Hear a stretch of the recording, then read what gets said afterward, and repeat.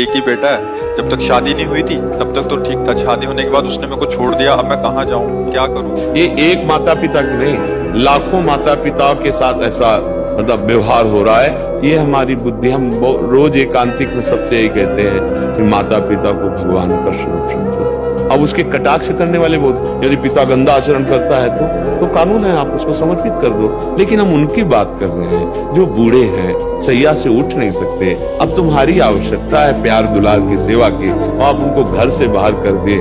धिक्कार तुम्हारे जीवन को, जिन्होंने तुम्हारा पालन पोषण किया, 9 महीने गर्भ में रखा। उस माँ को हमारा तो हृदय विचकित हो गया सुन करके। इसीलिए हम कहते हैं सबसे कौन काहू के सुख दुख कर दाता, निज कृत कर्म भोग सुनता। अपने ही कर्म हमको दंड देते, अन्यथा कोई नहीं दे सकता। अवश्य में भोक्तव्यम कृतम कर्म शुभाशुभम, भगवान कह रहे भोगना पड़ेगा। और ये पक्का विश्वास समझ लो कि एक कटु वचन भी कोई हमें व्यर्थ में नहीं बोल सकता। अगर कटु वचन बोल रहा है तो मुझे सुनना चाहिए। मेरे मन को ठीक करने के लिए जरूरत है उस कटु वचन की, उस तिरस्कार की, उस अपमान की, उस विपत्ति की, उस दुख की। यदि अध्यात्म में चलते हो तो ये संसारी नहीं मानेंगे, संसारी नहीं मानेंगे। हम पहले कह रहे ये अध्यात्म है।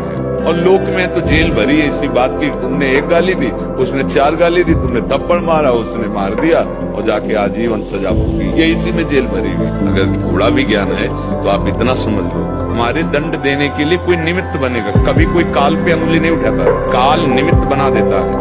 वो ऑपरेशन बिगड़ गया, वो ऐसा हो गया, वो वैसा नहीं। धन से सेवा करो परिवार की, धन से सेवा करो धर्म की, और मन से चिंतन करो भगवान का। और जो हमारा स्वरूप है वो अपने आप प्रकाशित हो जाएगा। उसके लिए प्रयास नहीं करना होता।